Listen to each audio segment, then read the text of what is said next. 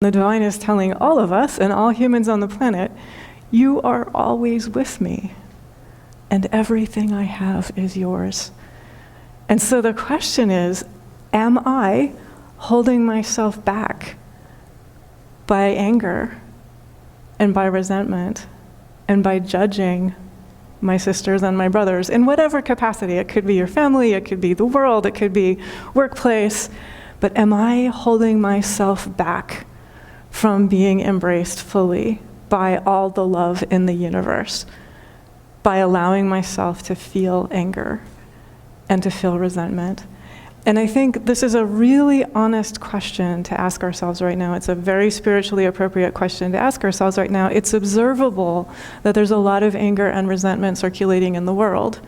So it's very easy. You know how that is. Like, if you have a friend who laughs, it's very easy to laugh with your friend. So energy and emotions, we can feel them. When other people feel them, you could say that they are contagious. Anger and resentment are the same.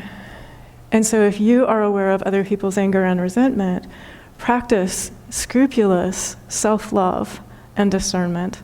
Do I choose to energize anger and resentment in myself, in my body, in my energy field?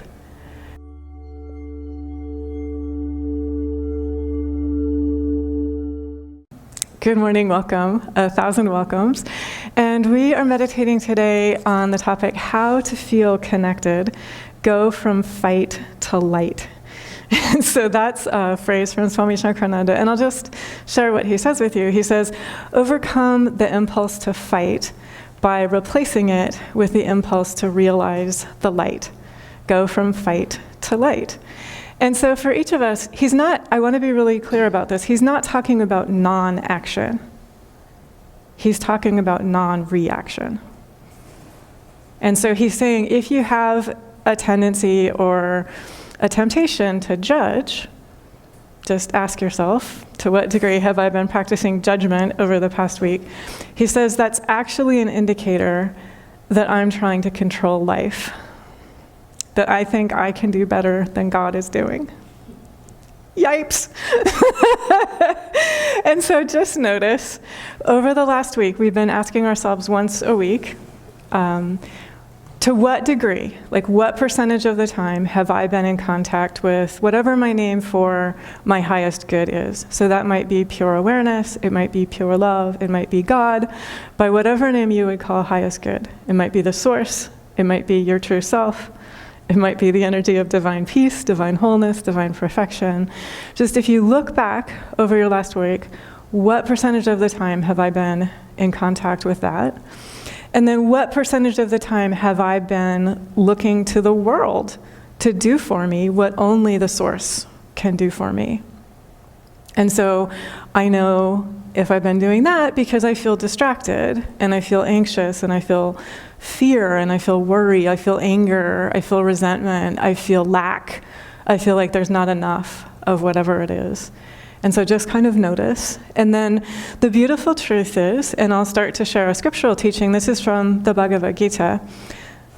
So the divine says to each of us, earth, water, fire, air, ether, mind, intellect, and ego.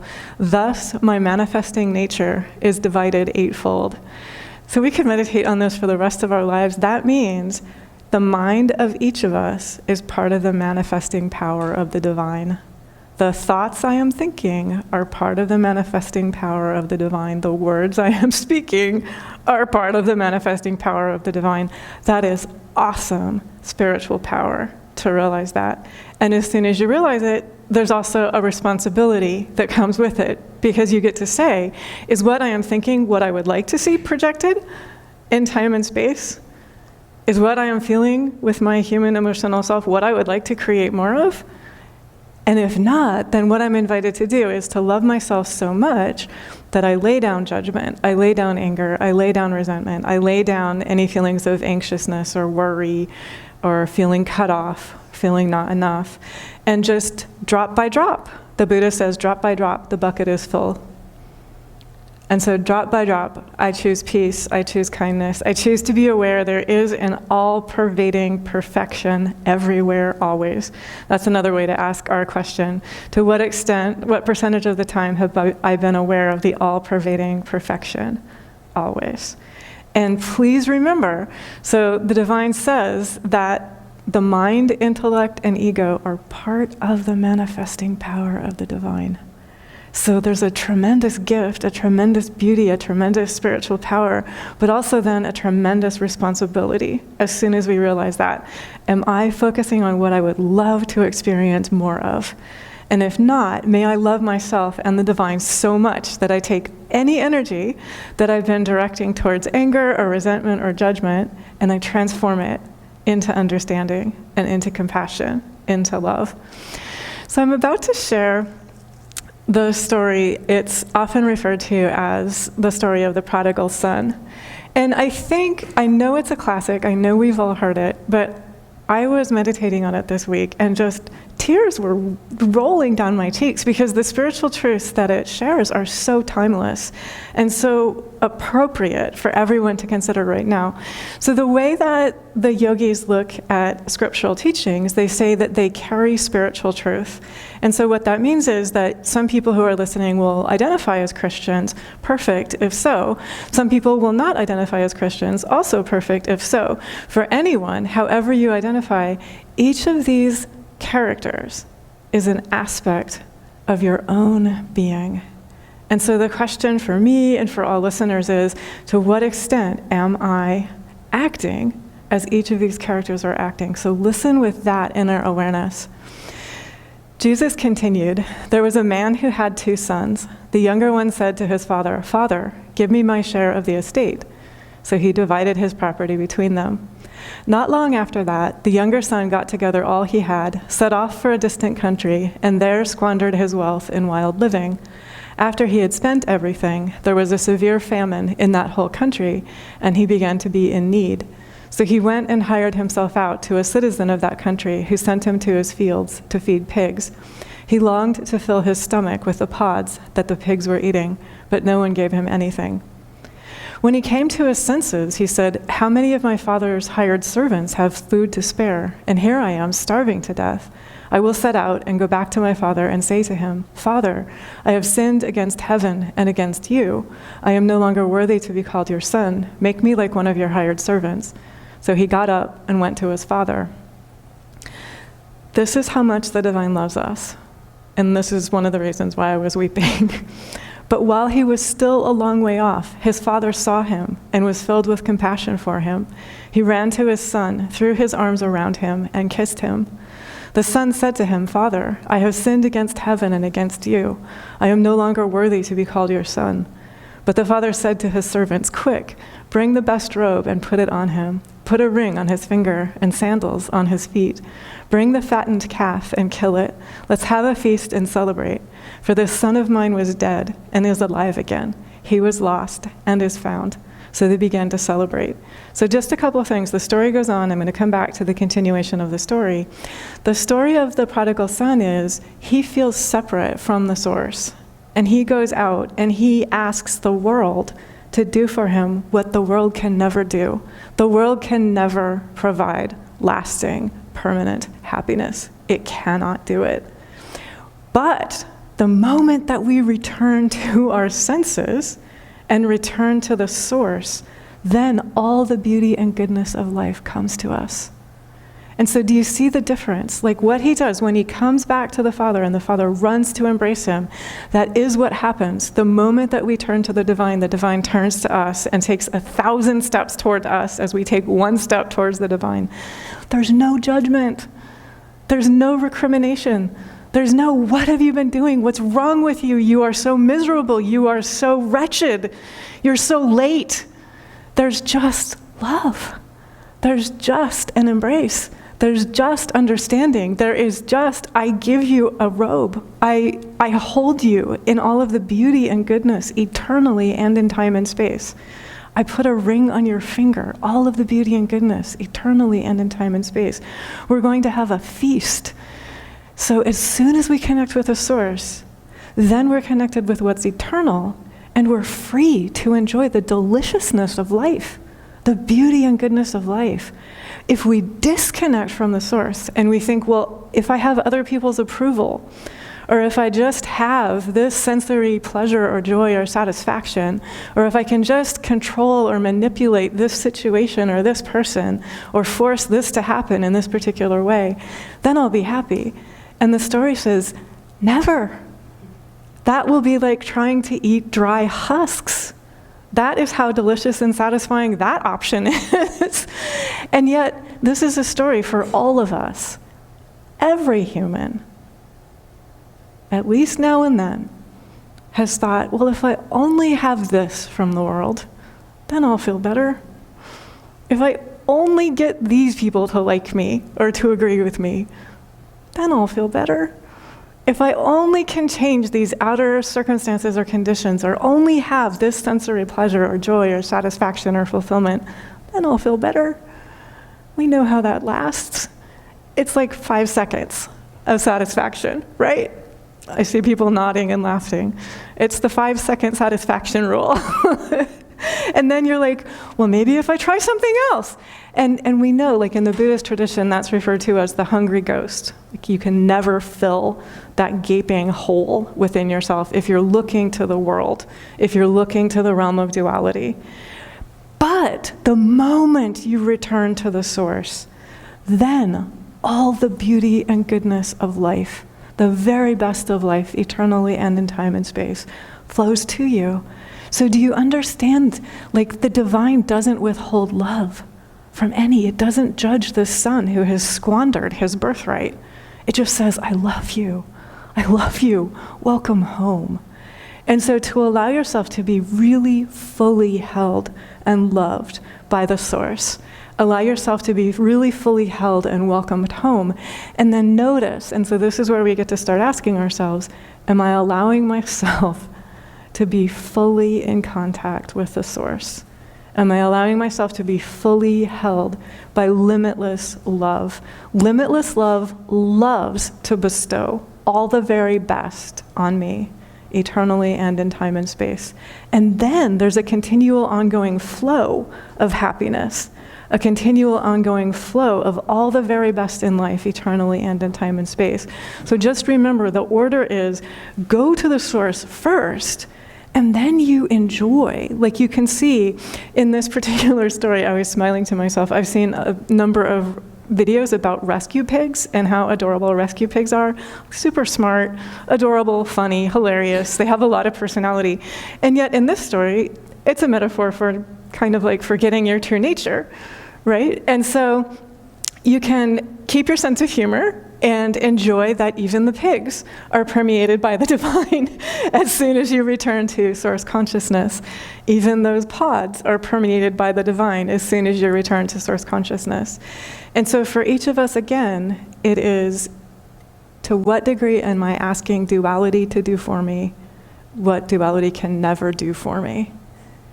And to what degree am I allowing myself to return to the source? And then I'm free to enjoy that the source permeates everything in time and space. And the very best in life flows to me naturally because I'm in this pure source energy. And then I'm able to enjoy the feast of life. And I'm able to be reconnected to other humans. I'm able to be at home in the midst of other humans. And you can just sort of notice here, the son was the one who disconnected himself, right? So this is something that we ourselves unknowingly, unwittingly do. And then the moment we turn back to the source, the divine enfolds us, embraces us, welcomes us home. There's no judgment. Welcome. I'm Swami Nityananda. If you are enjoying this talk, we invite you to like, share, and subscribe. We also invite you to subscribe to our free newsletter on Substack, available at the link below this video. Thank you for being the joy that you are. The story continues. So the father is saying, let's have a feast and celebrate. So they begin to celebrate. Meanwhile, the older son was in the field. When he came near the house, he heard music and dancing. So he called one of the servants and asked him what was going on. Your brother has come, he replied, and your father has killed the fattened calf because he has him back safe and sound. the older brother became angry and refused to go in. So his father went out and pleaded with him. But he answered his father, "Look, all these years I've been slaving for you and never disobeyed your orders. Yet you never gave me even a young goat so I could celebrate with my friends. But when this son of yours, who has squandered your property with prostitutes, come home, you kill the fattened calf for him." "My son," the father said, "you are always with me, and everything I have is yours. But we had to celebrate and be glad, because this brother of yours was dead and is alive again. He was lost and is found." And so just notice for yourself, this brother is feeling anger and resentment. He's judging, and he himself is holding himself back from the feast. He himself is holding himself back from being connected to all the love in the universe. And the divine is telling him, and the divine is telling all of us and all humans on the planet, you are always with me, and everything I have is yours. And so the question is, am I holding myself back by anger and by resentment and by judging my sisters and my brothers in whatever capacity? It could be your family, it could be the world, it could be workplace. But am I holding myself back from being embraced fully by all the love in the universe, by allowing myself to feel anger and to feel resentment?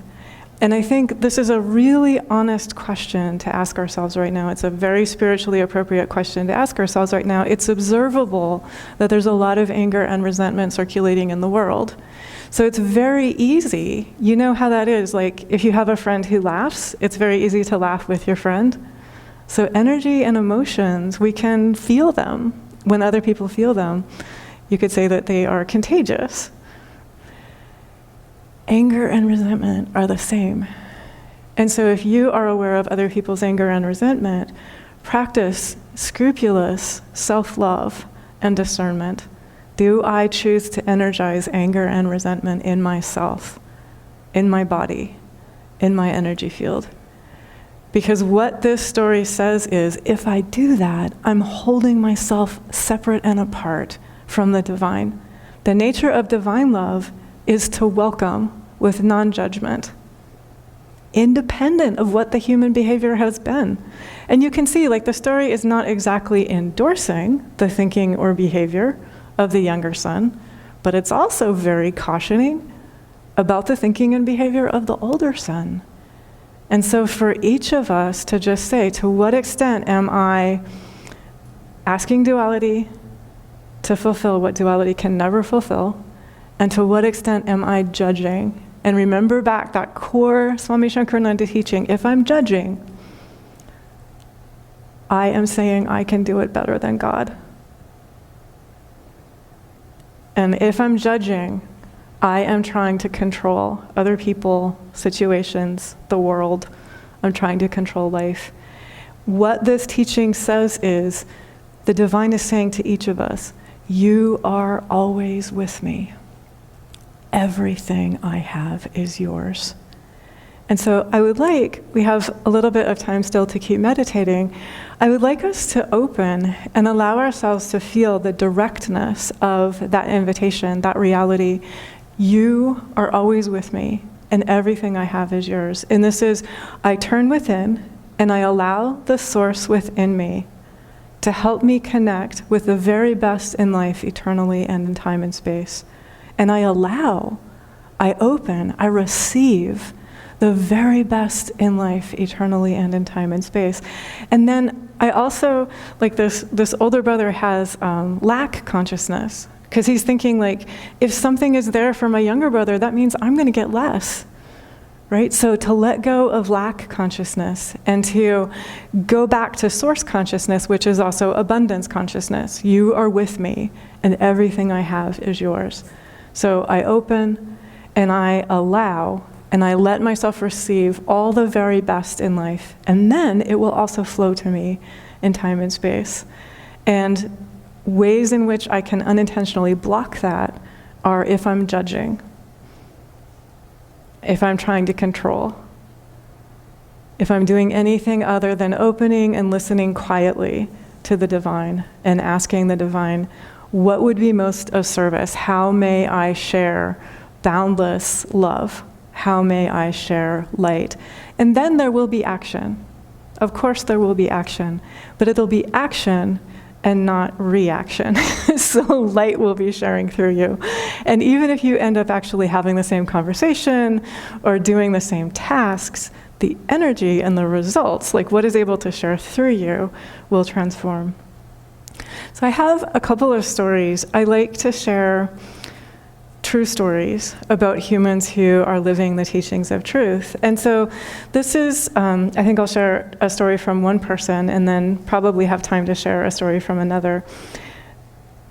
So a person said to me they had been experiencing something of an impasse in a close relationship with a family member. And it just felt like they were sort of like, neither person would give way. So they were kind of like knocking heads.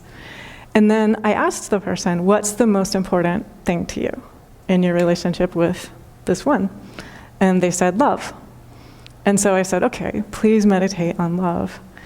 And what they realized as they meditated on love was that first there was an energetic shift, and then there was an outer shift. And what had been an impasse just melted away. And they realized the behavior and thinking they had been ascribing to the other, from the perspective of the other, it looked like that behavior and thinking had been coming from them. And so just choosing love allowed that impasse to resolve. It allowed it to resolve. And so for yourself, if there are any feelings of wanting to self-transform in any relationship, keep choosing love and keep being willing to drop judgment.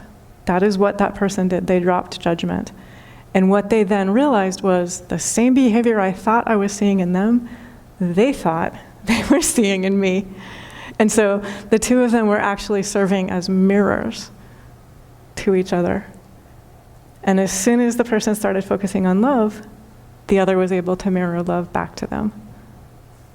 The impasse just resolved. And so this is possible for all of us. It's possible across generations, it's possible in workplaces, it's possible across the planet if we just keep choosing love and we say there's nothing more important than love. There's nothing more important than understanding. That energy of love and understanding, you saw this in the story that we looked at. The second we take a step towards that, it rushes to embrace us. And then it boosts us, it lifts us up, it robes us, it puts a ring on our fingers and sandals on our feet. So it strengthens us, it empowers us, it helps us stand tall, and it helps us celebrate life. It helps us live in the highest and the best of life. The second story is that someone said, I've had a lifetime of trauma. The pain is gone. This is possible for people living in a human body, with a human mind, with human emotions. Even those who have carried a lifetime of trauma, it is possible for the pain just to go. And so for each of us, whatever the journey has been, and I want to note that in the story that we looked at about the prodigal son, it's kind of not the end of the story, right? The story doesn't tell you how the older son chooses. The story tells you the older son is feeling anger and resentment. He's invited to the party, and he's not yet entered the party. And so one way to put that is the story gets completed every time we choose to let go anger and resentment. The story gets completed. And then you also can see that the younger son, who traveled to the far country, he will have a recovery period. The story also does not end for him with this embrace and with wearing the robe and the ring and the sandals. There will be a recovery period for him. And so for everyone to know, wherever you are, like whatever trauma you feel you're carrying right now, whatever lifetime of trauma you feel you are carrying, it is possible, as this person said, the pain is gone. And so what helps with that is exactly the steps that we have been meditating on this whole way through. Another way to put this is, am I willing to drop all judgment of myself for all the ways in which I have gotten enmeshed in duality?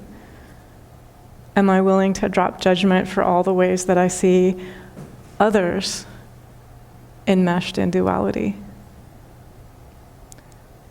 Am I willing to extend love to the aspects of myself that have gotten enmeshed in duality and might still be recovering, might still be carrying pain from the duality that I have moved through? Am I willing to lay down the anger and the resentment that I might feel in relation to humans who miss the mark of perfection? Am I willing to say, the divine is carrying that, so I don't have to? And then I can turn to my own heart and ask the divine to help me purify my own heart and help me, the word that people use today is be accountable. Help me be responsive. Anywhere that I am missing the mark of perfection, can I bring love and understanding there? Can I connect with the source so that I allow myself to fully perceive that even in the midst of my self-forgetfulness, divine love and understanding are with me always. And even in the midst of the self-forgetfulness that other humans experience, divine love and understanding are with them always. And then I'm able to be back into, you could call it non-dual awareness, you could call it unitive consciousness, you could call it pure source energy, you could call it awareness of perfection that is all pervading. And this is what allows you to see deeper than human ignorance, deeper than human mistakes, deeper than human awkwardness. Please note, it doesn't mean that you're going to agree with everyone's thinking and behavior humanly. That's not ever going to happen. But it means you're practicing discernment, and you're staying with the light, and you're practicing action and creative awareness and consciousness rather than reaction. And so for each of us to just make this part of our practice right now, and I think it might actually be helpful right now to feel our way into the energy of how it feels for any aspect of ourselves that has wandered out into duality and has thought, well, maybe duality will make me feel better. Maybe duality will be the answer to my question. Just reach out and embrace that aspect of yourself and invite that aspect of yourself to come home. Invite that aspect of yourself to return to pure source energy. Invite that aspect of yourself to return to boundless, unconditional, completely non-judgmental love. And then allow yourself to feel in your body when you are in contact with perfect divine love, all-pervading energy of perfect awareness. How does that feel in your body? How does it feel in your heart? How does it feel in your mind? How does it feel in your life? And when you are aware of that perfect, all-pervading divine energy, look at any aspect of yourself that feels anger or resentment or judgment and see if you can welcome that aspect of yourself into non-judgmental, unconditional love, into the energy of perfection, into the energy of wholeness, into the energy of perfect peace. Every time we do that, that is what heals pain. It is what heals any trauma we have been carrying. And so the more that we do this, the more we become established. We do eventually become completely established in the energy of all-pervading perfection, in the energy and awareness of perfect peace, in the energy of boundless love. Ask the divine to help you be connected always to your spiritual ideal by whatever name you call your spiritual ideal. Ask the energy of your spiritual ideal to look through your eyes when you look at the world, and to look deeper than human behavior, to look deeper than human thinking, to see that deeper than human behavior and thinking is the all-pervading presence of perfect awareness. And when you are in contact with that all-pervading presence of perfect awareness, then the beauty and goodness of life flow to you eternally and in time and space. Then you are able to trust in the beauty and goodness of your life in this moment and in the future and ongoingly. Then you are free from fear. Then duality has no power over you because you are in full contact continually and ongoingly with pure divine energy. That pure divine energy is our truth, it is our reality, it is what we are forever. I would like to invite you to consider a final question. What is my predominant feeling tone in relation to myself? And just see if an answer presents itself to you. What is my predominant feeling tone in relation to myself? And I'll tell you a secret. That predominant feeling tone in relation to yourself is always silently sharing through you with other people. Before anything else, before words, before thoughts, before the body, the predominant feeling tone that each of us has in relation to ourselves, that precedes all contact that we have with other humans. It immediately behooves all of us to see ourselves as just pure, whole expressions of light, and to allow that pure, whole expression of light to go before us. It's almost like that pure, whole expression of light can go before you, can open the way, can open the door before you walk into that family dinner, can open the door before you walk into that meeting. So when you are in contact with, this is only a divine, whole, perfect expression of life and of light and of love.